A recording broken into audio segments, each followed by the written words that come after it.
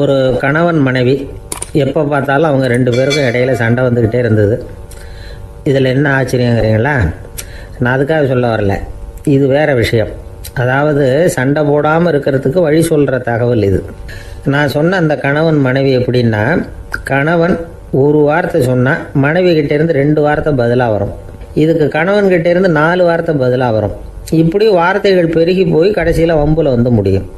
அந்த அம்மா பொறுத்து பார்த்தாங்க, அவங்களால தாக்கு பிடிக்க முடியல. பக்கத்து வீட்லேயும் ஒரு கணவன் மனைவி இருந்தாங்க, அவங்களுக்குள்ள சண்டை வர்றதில்ல. அது எப்படி அவங்களால மட்டும் சண்டை போடாமல் இருக்க முடியுது அப்படின்னு இந்த அம்மாவுக்கு ஆச்சரியம். ஒரு நாள் நேராக பக்கத்து வீட்டு அம்மாக்கிட்டே போய், ஏம்மா நீங்கள் எப்படி கணவனும் மனைவியும் சண்டை போட்டுக்காமல் இருக்கிறீங்க, அது எப்படி முடியுது உங்களால் அப்படின்னு கேட்டாங்க. அதுக்குன்னு ஒரு மருந்து இருக்குது, அதை சாப்பிட்டா சண்டை வராது அப்படின்னாங்க அவங்க. சரிங்க, அந்த மருந்தை அவர் சாப்பிட மாட்டேன்னு சொல்லிட்டா என்ன பண்ணுறது அப்படின்னு கேட்டிருக்கிறாங்க இவங்க. அந்த மருந்து அவருக்கு இல்லைம்மா, உனக்கு தான் அப்படின்னாங்களாம் அவங்க. அப்படியா, அப்படின்னா கொடுங்க, ரொம்ப நல்லதாக போச்சு. அதை எப்படி சாப்பிட்றதுங்கிற விவரத்தையும் சொல்லுங்கள், எங்கே அது கிடைக்குங்கிறதையும் சொல்லுங்கள், வாங்கிக்கிறேன் அப்படின்னு கேட்டாங்களாம் இவங்க. வேறு எங்கேயும் போய் வாங்க வேண்டாம், என்கிட்டே இருக்க அந்த மருந்து அதில் கொஞ்சம் தர்றேன், வாங்கி வச்சுக்க. உன் வீட்டுக்காரர் உன்னோட சண்டையை ஆரம்பிக்கிற போகலாம் நீ இந்த மருந்தில் ஒரு அவுன்ஸ் வாயில் ஊற்றிக்கணும். அதை உடனே குடிச்சிடக்கூடாது, ஒரு 5 நிமிஷமாவது அது வாயில் இருக்கணும், அதுக்கப்புறம் குடிச்சிடலாம் அப்படின்னு சொல்லி ஒரு பாட்டில் மருந்தை இந்த அம்மாக்கிட்ட கொடுத்து அனுப்புனாங்களாம். மருந்தை எடுத்துக்கிட்டு இந்த அம்மா வீட்டுக்கு வந்திருக்கிறாங்க. வீடு பூட்டி இருந்ததுனால கணவன் வந்து வாசல்லையே காத்துக்கிட்டு இருக்கிறான். மனைவியை கண்டதும் சண்டை போட ஆரம்பிச்சிட்டான். வீட்டை பூட்டி விட்டு எங்கே போய் தொலைஞ்ச, எவ்வளோ நேரமாக ஒரு மனுஷன் வாசல்லையே காத்துட்டு கிடக்கிறது அப்படி இப்படின்னு கத்த ஆரம்பிச்சிட்டான். மனைவி இதுக்கு பதிலே சொல்லலை. அந்த அம்மா பேசாமல் வீட்டை திறந்தாங்க, சமையல் அறைக்குள்ளே போனாங்க, ஒரு அவுன்ஸ் மருந்தை வாயில் ஊற்றிக்கிட்டாங்க. அன்னைக்கு சண்டை வந்து மேற்கொண்டு வளரவே இல்லை, நின்றுட்டுது. மருந்து பரவாயில்ல. அதுக்கப்புறம் பல சந்தர்ப்பங்களில் சண்டை வரும் போல் இருக்கிற போலாம் இந்த மருந்து அதை நிறுத்தியிருக்கு. பிரமாதமான மருந்தாக இருக்குது இதை கொஞ்சம் அதிகமாகவே வாங்கி வீட்டில் வச்சுக்க வேண்டியது தான் அப்படின்னு முடிவு பண்ணிட்டு இந்த அம்மா மறுபடியும் பக்கத்து வீட்டு அம்மாக்கிட்ட போனாங்க. எவ்வளவு விலையானாலும் சரி, நான் காசு கொடுத்து வாங்கி வச்சுக்கிறேன், எந்த கடையில் இருக்குது இந்த மருந்து சொல்லுங்க அப்படின்னு கேட்டாங்க.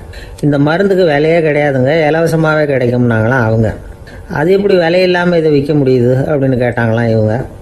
அது மருந்தாக இருந்தால் தானே விலை வைக்கிறதுக்கு, அது வெறும் தண்ணி தானே அப்படின்னாங்களாம். வெறும் தண்ணியாக சண்டையை நிறுத்துது அப்படின்ட்டு இருக்காங்க இவங்க. அது சண்டையை நிறுத்தலை, உன்னோட மௌனம் தான் சண்டையை நிறுத்துது.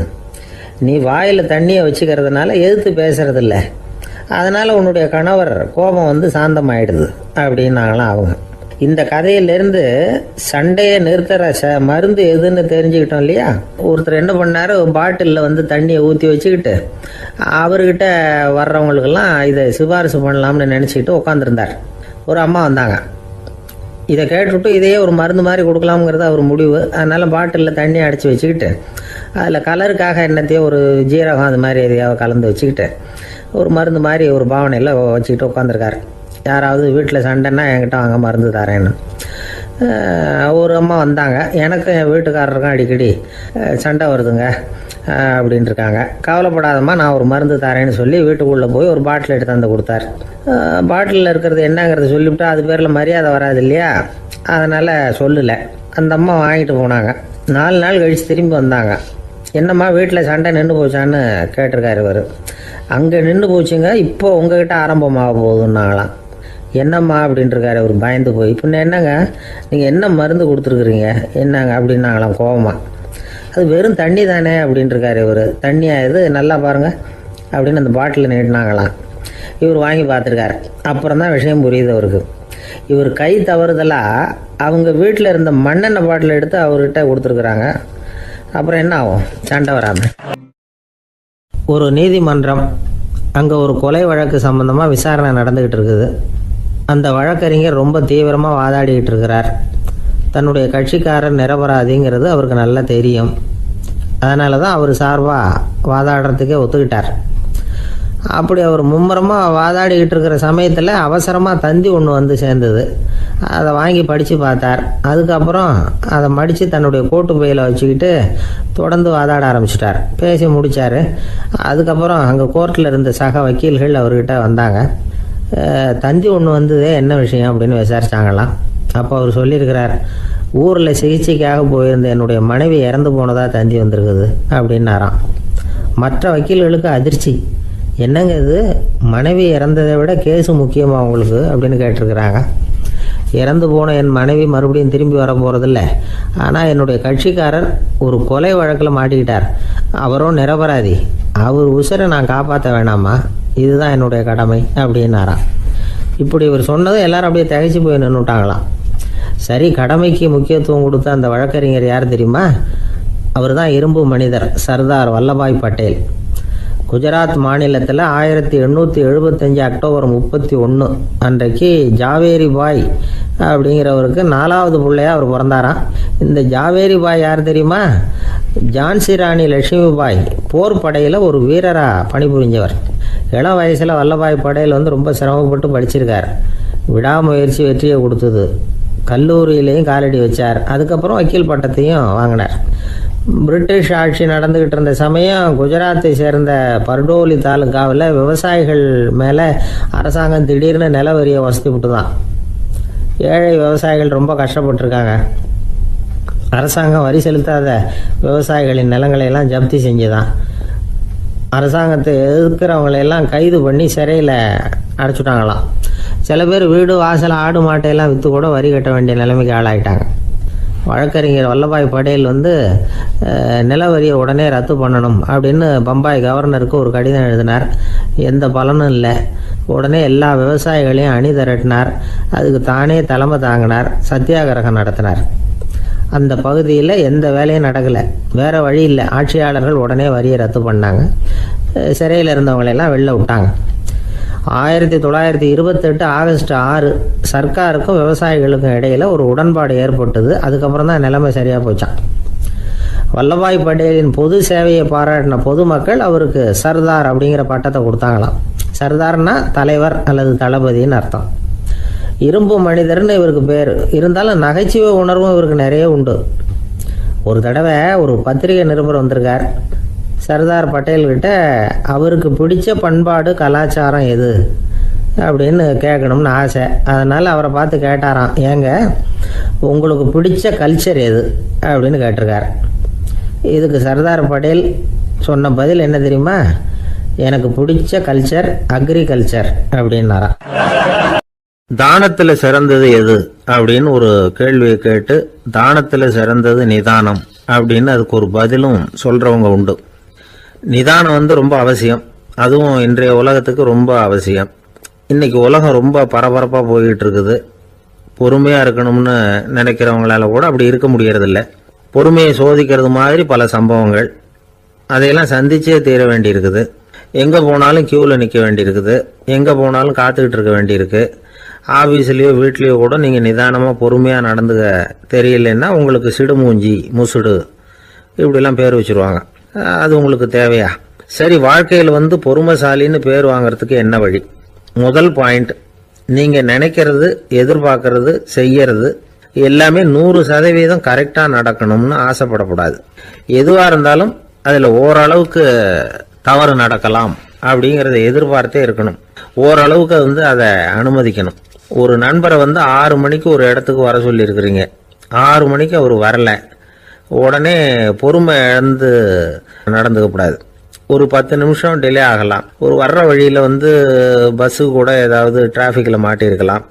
அதெல்லாம் எதிர்பார்த்தே கொஞ்சம் காத்திருக்கிறதுல ஒன்றும் தப்பு இல்லை. சில சமயம் டிலே ஆகிறது கூட நல்லதாக முடியும். ஒரு பஸ்ஸை தவற விட்டுட்டு, ஐயோ கொஞ்சம் ஒரு 2 நிமிஷம் முன்னாடி வந்திருந்தா பிடிச்சிருக்கலாமே அப்படின்னு தவிச்சிக்கிட்டு இருப்பாங்க சில பேர். அடுத்தபடியாக வர்ற பஸ்ஸு நேரடியாக நீங்கள் போக வேண்டிய இடத்துக்கே கொண்டு போய் விடுற பஸ்ஸாக கூட இருக்கலாம். அது உங்களுக்கு முன்னாடி தெரியாதுல்ல. சில நெருக்கடியான சூழ்நிலைகளை தமாஷா எடுத்துக்கிறதுக்கு பழகிக்கணும். சில இடங்களுக்கு போகிறப்ப காத்திருக்கிறதுக்கு நம்ம மனசை தயார்படுத்திக்கிட்டே போகணும். ஒரு ரயிலுக்கோ பஸ்ஸுக்கோ அல்லது விமானத்துக்கோ கப்பல் பிரயாணத்துக்கோ போகிறப்போ அங்கே போய் நீங்கள் மணிக்கணக்கில் கூட காத்துக்கிட்டு தான் இருக்கணும். புறப்படுற நேரம் கூட மாறலாம். நீங்கள் போய் சேர்ந்ததும் அது உடனே புறப்படணும்னு கட்டாயமாக என்ன? அது மாதிரி சமயத்தில் படிக்கிறதுக்குன்னு சில சுவாரஸ்யமான புத்தகங்களையும் கையில் எடுத்துக்கலாம். உங்களை சுற்றி எவ்வளவோ சுவாரஸ்யமான சம்பவங்கள் நடந்துக்கிட்டு இருக்குதுல்ல, அதையெல்லாம் வேடிக்கை பாருங்கள். எதுக்காக காத்துக்கிட்டு இருக்கிறோமோ அந்த காரியத்தில் உண்மையாகவே நமக்கு ஒரு அக்கறை இருந்தால் நமக்கு போர் அடிக்காது. சில கோயில்களில் பார்த்துருப்பீங்க, தரிசனத்துக்காக பக்தர்கள் நாள் கணக்கில் காத்துக்கிட்டு இருப்பாங்க. அவங்களெலாம் அழுத்துக்கிறது இல்லை. ஆண்டவனை தரிசிக்கணுங்கிற உண்மையான அக்கறை இருக்கிறதுனால அவங்களுக்கு போர் அடிக்கிறது இல்லை. ஆனால் சில சினிமா தியேட்டரில் கூட பார்க்கலாமே, சினிமா கியூ கூட அப்படி தான். சாயந்தரம் 6 மணி ஆட்டத்துக்கு காலம்பரம் 6 மணிக்கே போய் கூட காத்துக்கிட்டு இருப்பாங்க. அவங்களுக்கெல்லாம் போர் அடிக்காது, படம் பார்க்குற ஆர்வம். இன்னொரு முக்கியமான விஷயத்தை நாம் பழக்கப்படுத்திக்கணும். லிவ் ஃபார் தி மூமெண்ட் அப்படிங்கிறாங்க நிபுணர்கள். ரொம்ப பேர் எப்படின்னா அடுத்தபடியாக நடக்க போகிற விஷயத்திலேயே கவனமாக இருப்பாங்க. அந்த நினைப்புலேயே இந்த நிமிஷத்தை பொறுமை இல்லாமல் கழிப்பாங்க. ஒருத்தர் இருக்கார், அவர் எப்படின்னா ஆஃபீஸ் முடியறதுக்குள்ளேயே சார் 5 மணிக்கெல்லாம் ரெடியாக இருங்க, நாம் அந்த ஹோட்டலில் போய் டிஃபன் சாப்பிட்ணும் அப்படின்னு 4 மணிலேருந்து சொல்லிகிட்டு இருப்பார். 4:55 பரபரப்பாக ஓடி வருவார். 2 பேரும் புறப்படுவோம், ஹோட்டலுக்கு போவோம், சாப்பிட்டுக்கிட்டு இருப்போம். அப்படி சாப்பிட்டுட்டு இருக்கிறப்ப சார் சாப்பிட்டு முடித்ததும் நேராக ஒரு ஜவுளி கடைக்கு போகிறோம் அப்படிம்பார். பரபரக்க சாப்பிட்டு முடிப்பார், புறப்படுவார். ஜவுளி கடையில் அவசரமாக சீக்கிரம் பில் போடுங்க சார், சினிமாவுக்கு நேரம் ஆகிடும்பார். சினிமா தியேட்டரில் உட்காந்து அடுத்தபடியாக எங்கே டின்னர் சாப்பிட்றதுன்னு யோசனை பண்ணிகிட்டு இருப்பார். ராத்திரி படுக்கையில் விழுந்ததுக்கு அப்புறமும் நாளைக்கு காலையில் எழுந்திரிச்சதும் அதை பண்ணணும் இதை பண்ணணும்னு திட்டம் போட்டுக்கிட்டே இருப்பார். அதாவது எப்பவும் அடுத்த நிமிஷம், அடுத்த நாள், அடுத்த வாரம், அடுத்த வருஷம், இதுதான் அவங்க சிந்தனை. இந்த நிமிஷம் என்ஜாய்மெண்ட்டை அவங்க இழந்துடுறாங்களாம். அதனால தான் வாழ்நாள் பூரா பொறுமையின்மை, அவஸ்தை, அல்லல். அதனால் நாம் எல்லாரும் வாழ்க்கையில் நிதானமாக இருக்கிறதுக்கு கற்றுக்கணுமா. அதுக்காக இந்த நிதானத்துக்கு வேறு விதமான அர்த்தம் பண்ணிக்கக்கூடாது. ஒருத்தர் அப்படித்தான் ஒரு தடவை அவருடைய குதிரை காணாமல் போயிட்டு தான். அதுக்காக அவர் கவலைப்படலை, நிம்மதியாக இருந்தார், சந்தோஷமாக இருந்தார். என்ன சார் இது, உங்கள் குதிரை திருட்டு போயிட்டுதுங்கிறீங்க, நீங்கள் கவலைப்படாமல் இருக்கிறீங்களே அப்படின்னு கேட்டாங்களாம். அதுக்கு அவர் சொல்லியிருக்கார், நல்ல வேலை சார், கட்டியிருந்த குதிரை காணாமல் போயிருக்குது. நான் அது மேலே உட்காந்துருக்கிற சமயம் அது காணாமல் போயிருந்ததுன்னா, திருட்டு போயிருந்ததுன்னா நானும் சேர்ந்துல காணாமல் போயிருப்பேன் அப்படின்னாராம். எவ்வளவு நிதானமான ஆள் பாருங்க. ஒரு நாள் காலை நேரம் ஒரு குரு படுக்கையை விட்டு எழுந்திருக்கிறார். உடனே சீடர்களை பார்த்து எல்லாரும் இப்படி வாங்கங்கிறார். எல்லாரும் வர்றாங்க வேகமாக. என்னங்க வேணும் உங்களுக்கு அப்படிங்கிற மாதிரி எல்லாரும் குருவை பார்த்தாங்க பயபக்தியோட. குரு அந்த சீடர்களை பார்த்து, இதை பாருங்கள், இப்போ நான் ஒரு சிக்கலான விவகாரத்தில் மாட்டிக்கிட்டு இருக்கிறேன், அதை நீங்கள் தீர்த்து வச்சா நல்லதுன்னார். சீடர்களுக்கு ஒன்றும் புரியல. என்ன இது, இவர் இப்படி சொல்கிறாரு, நமக்குள்ள எல்லா விவகாரங்களையும் தீர்த்து வைக்கிறவர் நம்ம குருநாதர், அவருடைய விவகாரத்தை நாம் தீர்த்து வைக்கிறதா, ஆச்சரியமாக இருக்குதே, குருநாதருக்கே சிக்கலா அப்படின்னு யோசனை பண்ண ஆரம்பித்தாங்க. இருந்தாலும் ரொம்ப பணிவாக கேட்டாங்க, சுவாமி உங்களுக்கே சிக்கலா, இந்த உலகத்து சிக்கல்களுக்கும் சிரமங்களுக்கும் அப்பாற்பட்டவர் அல்லவா தாங்கள், அப்படிப்பட்ட உங்களுக்கு சிக்கல்னா அது எப்படி அப்படின்னாங்க. எனக்கு ஏற்பட்டிருக்கிற சிக்கல் அவ்வளவு பெருசு, ரொம்ப பெரிய விவகாரம் அது அப்படின்னார் குரு. கொஞ்சம் விவரமாக சொல்லுங்க அப்படின்னாங்க இவங்க. இப்போ அந்த குரு விவரத்தை சொன்னார். அதாவது நேற்று ராத்திரி நான் ஒரு கனவு கண்டேன். அந்த கனவில் நான் ஒரு பட்டாம்பூச்சியாக மாறிட்டேன். அப்படி மாறி ஒவ்வொரு மலராக பறந்து போய் உட்காந்து தேன் சாப்பிட்டேன் அப்படின்னார். சீடர்கள் இதை கேட்டதும் ரொம்ப திகைச்சு போயிட்டாங்க. என்ன இது ஒரு பெரிய பிரச்சனையா, ஒரு சாதாரண கனவு கண்டதுக்காகவா இந்த காலை வேளையில் நம்மளையெல்லாம் குருநாதர் இவ்வளவு அவசரமாக கூப்பிட்டுருக்கார் அப்படின்னு நினச்சாங்க. இருந்தாலும் கேட்டாங்க, இதில் என்ன சிக்கல் சுவாமி, கனவுங்கிறது எல்லாருக்கும் வரத்தானே செய்யும் அப்படின்னார் ஒரு சீடர். சீடர்களே, பிரச்சனை அது இல்லை. நான் இன்னைக்கு காலையில் கண்ணு முழிச்சு பார்த்தப்போ நான் நானாக மறுபடியும் மாறிட்டேங்கிறத தெரிஞ்சுக்கிட்டேன். இதில் சிக்கல் என்னன்னா, இப்போ அந்த பட்டாம்பூச்சி தான் நானாக ஆயிட்டதாக கனவு கண்டுகிட்டு இருக்கா அப்படிங்கிறது தான். ஒரு மனுஷன் பட்டாம்பூச்சி ஆகிறதாக கனவு காண முடியுங்கிறப்போ அந்த பட்டாம்பூச்சியும் மனுஷனாக ஆகிறதாக கனவு காண முடியும் இல்லையா? இப்போ எனக்கு யதார்த்த நிலை தெரியணும், எது நிஜம்னு தெரியணும். நேற்று ராத்திரி நான் கண்டது கனவா, அல்லது இது பட்டாம்பூச்சி கண்டுகிட்டு இருக்கிற கனவா? இதுதான் குரு கேட்ட கேள்வி. இதை கேட்டதும் சீடர்கள் ரொம்ப குழம்பி போயிட்டாங்க. சுவாமி, இது வரைக்கும் நாங்கள் தூங்குறப்ப பார்க்கறது கனவுன்னும் மூழ்கிட்டு இருக்கிறப்ப பார்க்கறது நனவுன்னு நம்பிக்கிட்டு இருக்கிறோம். இப்போ எங்களை ரொம்ப குழப்பிட்டீங்க, இதுக்கு பதில் சொல்ல எங்களுக்கு சக்தி இல்லை அப்படின்னு சொல்லிவிட்டாங்களாம். அதுக்கப்புறம் அந்த குரு சொன்னாராம், நினைவு தான் முக்கியமான அம்சம், முடிவு கட்டம்னா பகலின் நினைவுகளை விட இரவின் கனவுகளே ரொம்ப உண்மை. ஒருத்தன் தூங்க போனால் தூங்கிக்கிட்டே இருந்தால் அவன் காணும் கனவு பொய்ங்கிறத அவன் உணர மாட்டான். ஒவ்வொரு கனவும் காணும் பொழுது அது ரொம்ப உண்மையாக தான் தெரியுது. ஒரு கனவு கூட உண்மை இல்லைன்னு கனவுல தோன்றுவதே இல்லை அப்படின்னார் குரு. அகில வாழ்வு அத்தனையும் சொற்பனம் கண்டாய் அப்படிங்கிறார் தாயுமானவர். ஆகையினால நம்ம கனவுலேருந்து நாம் என்னைக்கு முழிச்சிக்க போகிறோம் அப்படிங்கிறது தான் ஒரு முக்கியமான கேள்வி. ஒருத்தர் வந்தார், காலில் கட்டோடு வந்தார். என்னங்க காலில் கட்டுன்னு? சார், நேற்று ராத்திரி தூக்கத்தில் எங்கள் வீட்டு கூரையில் ஏணியை சாத்தி வச்சு இறங்கினப்போ வழுக்கி விழுந்து காலை உடச்சிக்கிட்டேன்னார். உங்கள் வீட்டில் தான் ஏணியே கிடையாது சார் அப்படின்னு. உண்மைதான் சார், நான் கீழே விழுந்து முழிச்சுக்கிட்டதுக்கு அப்புறம் தானே ஏணி இல்லைங்கிறது எனக்கு ஞாபகம் வந்தது அப்படின்னார். சில பேர் ஆளை பார்த்தா 60 வயசு மாதிரி தோணும். உண்மையான வயசு என்னன்னு பார்த்தா 40 அல்லது 45ம்பாங்க. சில பேரை பார்க்கறதுக்கு 45 மாதிரி தெரியும், உண்மையிலேயே 65 தாண்டி இருப்பாங்க. ஒரு மனிதனுக்கு 2 வகையான வயது உண்டுங்கிறார் ஓஷோ. அதாவது உடம்புக்குன்னு ஒரு வயசு, மனசுக்குன்னு ஒரு வயசு. முதல் உலக மகாயுத்தம் நடந்தது இல்லையா, அது முடிஞ்சதுக்கு அப்புறம் முதல் தடவையா மனிதனின் மூளை வளர்ச்சியை பற்றி மனநல வைத்தியர்கள் ஒரு கணக்கெடுப்பு சோதனை நடத்தினாங்களாம். அது வரைக்கும் மனிதனுக்கு 2 வகையான வயது உண்டுன்னு யாரும் சிந்திச்சதே இல்லையா. அந்த உலக மகாயுத்தம் முடிஞ்சதுக்கு அப்புறம் மனிதனுடைய சராசரி மனதின் வயதை கணக்கிட்டு பார்க்கும் பொழுது அவங்களுக்குலாம் ரொம்ப அதிர்ச்சியாக இருந்துதான். ஏன்னா அது ரொம்ப பின்தங்கிய நிலையில் இருந்திருக்கு, வளர்ச்சி அடையாத நிலையில் இருந்திருக்கு. அவங்க கண்டுபிடிச்ச பிரகாரம் அப்போ மனசோட சராசரி வயசு என்ன தெரியுமா? 14.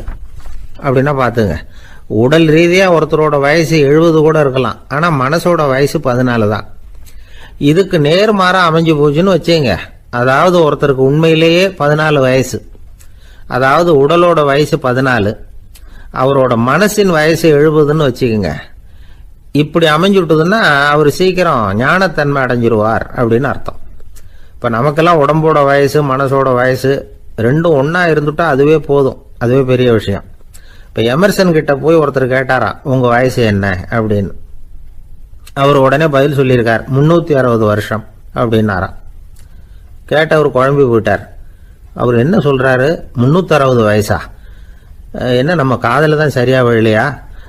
எமர்சன் எப்பவும் உண்மையை பேசுகிற ஒரு சிறந்த அறிவாளி, அவர் இப்படிலாம் பொய் சொல்ல மாட்டாரே அப்படின்னு ஒரு யோசனை பண்ணிக்கிட்டே இவர் மறுபடியும் அவர் கிட்ட போனாராம். ஐயா, நீங்கள் சொன்னது சரியாக என் காதில் விழலை, அதனால் மறுபடியும் கேட்குறேன், உங்கள் வயசு என்ன அப்படின்னாராம். எமர்சன் மறுபடியும் சொல்லியிருக்கிறார், 360 வருஷம்னு. வந்தவருக்கு உண்மையிலேயே அதிர்ச்சியாக போட்டுது. அதுக்கப்புறம் மெதுவாக ஆரம்பிச்சாராம், ஐயா, நீங்கள் சொல்கிறத என்னால் ஏற்றுக்க முடியாது. எப்படி பார்த்தாலும் இப்போ உங்களுக்கு வயசு ஒரு 60க்கு மேலே இருக்காதுன்னு நினைக்கிறேன் அப்படின்னாராம். நீங்கள் சொல்கிறது சரிதான், அது என் உடம்போட வயசுன்னாராம் எமர்சன். அப்படின்னா ஏற்கனவே நீங்கள் சொன்னது அப்படின்னு கேட்டிருக்காரு, அது என் மனசோட வயசு அப்படின்னாராம். நம்மளை பொறுத்த வரைக்கும் அறிவு தூசு படிஞ்சிருக்கு, அது மாதிரியே அன்பும் மாசுபட்டுருக்கு. இது ரெண்டையும் சுத்தம் பண்ண வேண்டியிருக்குது. அப்போ தான் நாம் சரியான வயசில் வாழ முடியும். ஒரு ஆசாமி இருக்கிறார், அவருக்கு உடம்போட வயசு அதிகம், மனசோட வயசு ரொம்ப குறைச்சல், குழந்தை மாதிரி. அவர் ஒரு ஆஸ்பத்திரியில் படுத்திருக்கிறார். நர்சம்மா எல்லாருக்கும் மருந்து கொடுத்துட்டு போகிறாங்க. கொஞ்ச நேரம் கழித்து திரும்பி வந்தாங்க. அப்போ இவர் அந்த அம்மாவை கூப்பிட்டு சொல்கிறார், இதை பாருங்கள் சிஸ்டர், நீங்கள் எல்லாருக்கும் சின்ன சின்ன மாத்திரையாக கொடுத்துட்டு எனக்கு மட்டும் நீளமான மாத்திரையாக கொடுத்துட்டீங்க. முழுங்கிறதுக்கு ரொம்ப கஷ்டமாக போச்சு. இனிமேல் எனக்கும் சின்ன மாத்திரையாக கொடுங்க சிஸ்டர் அப்படின்னாராம். அந்த அம்மா உடனே அதிர்ச்சியாகி தலையில் அடிச்சுக்கிட்டாங்களாம். நான் கஷ்டப்பட்டு மாத்திரையை முழுங்கினத்துக்கு நீங்கள் ஏமா தலையில் தட்டிக்கிறீங்க அப்படின்னு கேட்டிருக்காரு இவர். இதுக்கு அவங்க சொல்லியிருக்கிறாங்க, நான் உங்களுக்கு கொடுத்துட்டு போனது மாத்திரை இல்லைங்க, அது தெர்மாமீட்டர் அப்படின்னாங்களாம். ஒரு நண்பர் சினிமா படம் தயாரிக்கிறவர், அவர்கிட்ட ஒரு நாள் பேசிக்கிட்டு இருந்தேன். அது எப்படி சார், நீங்கள் எடுக்கிற எந்த படமும் கையை கடிக்காத அளவுக்கு எடுத்துடுறீங்களே, அது எப்படின்னு கேட்டேன்.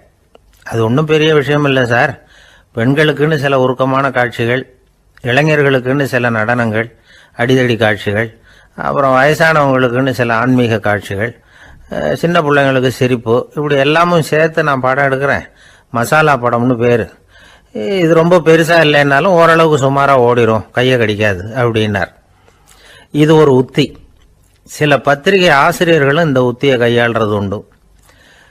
இந்த உத்திக்கு பார்னம் உத்தி அப்படின்னு பேர். பார்னம் எஃபெக்ட் அப்படின்னு சொல்லுவாங்க. அதாவது ஃபீனியஸ் டி பார்னம் அப்படின்னு ஒருத்தர் அமெரிக்காவில் இருந்தாராம். அதாவது 19ஆம் நூற்றாண்டில் அமெரிக்காவில் கொடிகட்டி பறந்த ஒரு சர்க்கஸ் நிறுவனத்தின் அதிபர் அவர். இந்த உலகத்தில் ஒவ்வொரு நிமிஷமும் ஒரு ஏமாளி பறந்துகிட்டே இருக்கிறான் அப்படிங்கிறது அவருடைய சித்தாந்தம். ஒவ்வொருத்தரையும் திருப்திப்படுத்துகிற அளவுக்கு அம்சங்களை கொஞ்சம் கொஞ்சமாக கலந்து கேளிக்கை நிகழ்ச்சிகளை நடத்தினது தான் அவருடைய மகத்தான வெற்றிக்கு காரணம். அதனால் அந்த உத்தியை யார் கடைப்பிடிச்சாலும் சரி, அதுக்கு பார்னம் உத்தி அப்படின்னு பேர் வந்துட்டுது. ஜோசியம் சொல்கிறவங்களுக்கும் இந்த உத்தி தான் கை கொடுக்குது. ஒரு விஷயத்த ஒருத்தருடைய கோள் நிலைகள் அல்லது கையெழுத்து நிரூபிக்கிறதாக அவர்கிட்ட சொன்னால் அதை அவர் நம்பிவிடுவார். ஆனால் அந்த விஷயம் நல்லதாக இருக்கணும், நேர்மையானதாக இருக்கணும், அதாவது பாசிட்டிவாக இருக்கணும். 8ஆம் இடத்துல குரு, 9ஆம் இடத்துல சனி, நீங்கள் ஒரு பெரிய மேதை தான் அப்படின்னு சொல்லுவாங்க. கேட்குறவங்களுக்கு அதை மறுக்கிறதுக்கு மனசு வராது. அப்படி சொல்லும் பொழுது கூடவே என்ன கொஞ்சம் முன்கோபம் அதிகமாக இருக்கும், இருந்தாலும் அது உடனே மறைஞ்சிரும் அப்படின்னு சில அற்ப விஷயங்களையும் சொன்னாலும் அதையும் சரிதான்னு சொல்லி ஒத்துக்குவாங்க. ஆளுமையை எடை போடுகிற ஒரு நிறுவப்பட்ட உத்தியின் மூலமாக தன்னுடைய குணாதிசயங்கள் கண்டுபிடிக்கப்பட்டதாக அவர் நம்புறது தான் இதுக்கு காரணம். இந்த மாதம் பணத்தட்டுப்பாடு கொஞ்சம் இருக்கும், உடம்புல ஏதாவது கொஞ்சம் அசௌகரியம் இருக்கும், வீட்டுக்குள்ளே லேசாக மனஸ்தாபம் வரலாம். இது மாதிரி பொதுப்படையாக சிலதை சொன்னாலே போதும், மக்களை நம்ப வச்சுடலாம். இதெல்லாம் நமக்கு மட்டும்தான் ஏற்படுது அப்படின்னு சொல்லி அவங்க நினைக்கிறது தான் காரணம். இதுதான் பார்னம் உத்திங்கிறது. மனிதர்கள் பாராட்டுக்களை விரும்புகிறதும் விமர்சனங்களை வெறுக்கிறதும் பார்னம் உத்தியின் அடுத்த கூறு. அதனால் ஒருத்தருக்கு ஜோசியம் சொன்னாலும் சரி, அவருடைய ஆளுமையை மதிப்பிடுறதாக இருந்தாலும் சரி, அவரை புகழற மாதிரி இருந்தாலும் சரி, அப்படி இருந்தால் தான் அது சரியாக இருக்கும். சாதகமான விஷயங்களை அதிகமாகவும் பாதகமான விஷயங்களை நாசூக்காகவும் சொன்னால் மக்கள் அதை நம்பிவிடுவாங்க. ஒருத்தரை கருமின்னு சொன்னால் ஏற்றுக்க மாட்டார். அதையே கொஞ்சம் மாற்றி நீங்கள் கொஞ்சம் சிக்கனமான ஆசாமி அப்படின்னு சொன்னால் நீங்கள் சொல்கிறது சரிதான் சார் அப்படிம்பார். நீங்கள் பெரிய செலவாளி தான், இருந்தாலும் நல்ல விஷயங்களுக்கு தான் செலவழிப்பீங்க அப்படின்னு சொல்லணும். இப்படி இந்த பார்னம் உத்தியை கடைபிடிச்சி இன்னைக்கு வெற்றிகரமாக காலம் தள்ளுறவங்க நிறைய பேர் இருக்கிறாங்க. இந்த உலகத்தில் ஒவ்வொரு நிமிஷமும் ஒரு ஏமாளி பறந்துக்கிட்டே இருக்கிறான் அப்படிங்கிறது தான் ஃபீனியஸ் பார்னம் அவர்களுடைய நம்பிக்கை. அதை விட அடுத்தவங்களை ஏமாளியாக நினைக்கிற மனுஷர்கள் தான் இன்னைக்கு உலகத்தில் ரொம்ப அதிகம். ஒருத்தர் தன்னுடைய மேல் அதிகாரிகிட்ட போய், ஐயா ஒரு நாள் லீவு வேணும், என் தங்கச்சிக்கு கல்யாணம் அப்படின்னார். அவர் பார்த்தார், ஒரு 10 நிமிஷம் வெளியில் இருங்கன்னார்.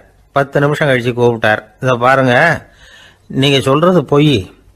இப்போ உங்கள் தங்கச்சிக்கு ஃபோன் பண்ணேன், அவங்க தனக்கு 2 வருஷத்துக்கு முன்னாடியே கல்யாணம் ஆகிட்டதாக சொல்கிறாங்க அப்படின்னார். உடனே இவர் சொன்னார், சார் இப்போ நீங்கள் சொல்கிறதும் பொய்யாக தான் இருக்கணும், ஏன்னா நிஜமாக எனக்கு ஒரு தங்கச்சியே கிடையாது அப்படின்னார். ஒரு சராசரி மனிதனுடைய இயல்பு என்ன? இன்பம் வந்தால் துள்ளி குதிப்பான், துன்பம் வந்தால் சோர்ந்து போய் ஒரு மூலையில் உட்காந்துருவான். இவன் தான் சராசரி மனிதன். ஆனால் ஒருத்தன் இன்பம் வந்தால் அதுக்காக மகிழ்ச்சி அடையிறதில்ல, துன்பம் வந்தால் அதுக்காக சோர்ந்து போகிறதில்ல அப்படின்னு வச்சுக்கோங்க. அப்படி இருந்தால் அவன் சாதாரண ஆள் கிடையாது. ஒரு ஊரில் ஒரு ஞானி இருந்தார். அவரை தேடிட்டு ஒரு பெரியவர் வந்தார். ஐயா, ஞானத்தில் சிறந்த ஞானம் எது அப்படின்னு கேட்டாராம். இதுக்கு அந்த ஞானி என்ன பதில் சொன்னார் தெரியுமா? இன்பத்தினால மகிழ்ச்சி அடையாமலும் துன்பத்தினால சோர்வு அடையாமலும் இருக்கிறது தான் அந்த ஞானம், பெரிய ஞானம் அப்படின்னாராம். சரி சுவாமி, அப்படிப்பட்ட ஞானம் உங்களுக்கு எப்படி வந்ததுன்னு கேட்டிருக்காரு இவர். அதை நான் ஒரு கழுதைகிட்ட இருந்து கற்றுக்கிட்டேன் அப்படின்னாராம் அவர். இவருக்கு ஒன்றும் புரியல, ஒரு மாதிரியாக முழிச்சிருக்கிறார். இதை அவர் புரிஞ்சுக்கிட்டார். நீங்கள் நாளைக்கு காலையில் நம்முடைய ஆசிரமத்துக்கு வாங்க, புரிய வைக்கிறேன்னாராம். சரின்னு அவர் போயிட்டார்.